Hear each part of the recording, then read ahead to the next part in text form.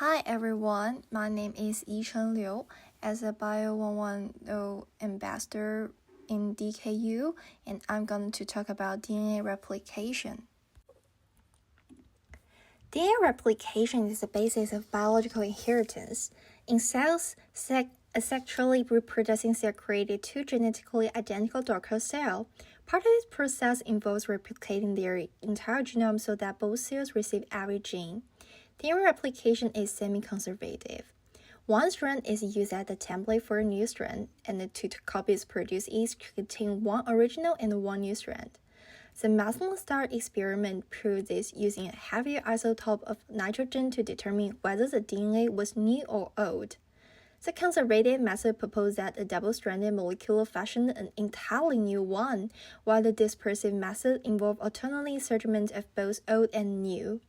After two generations of DNA replication, the weight of DNA molecule refuted both of these hypotheses and proved the semi-conservative hypothesis.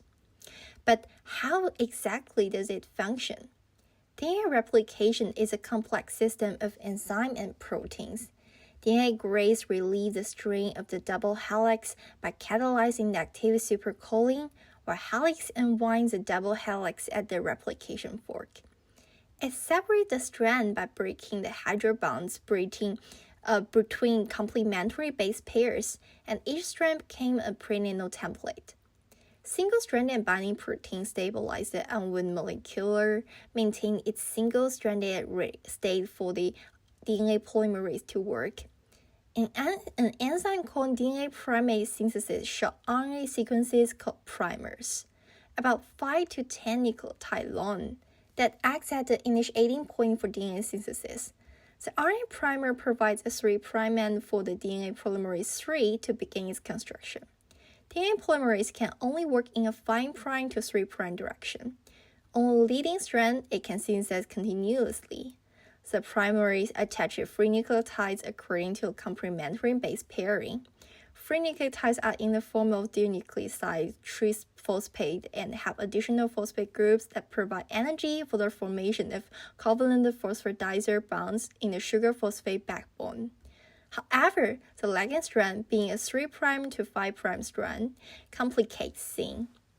The polymerase cannot work in a continuous fashion because it's run in the opposite direction, and so it synthesizes a new strand in segment called Okazaki fragments.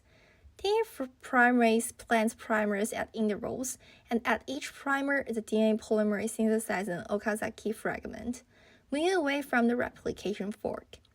It detaches the repeats of the process. The cleanup crew is just as important.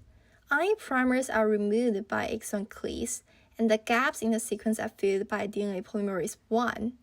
On a lagging strand, the reverse between successive Okazaki fragments are sealed by DNA ligase. This complex system of enzyme and protein yields two identical double-strand copies of DNA, and this is how DNA replication is the foundation of biological inheritance.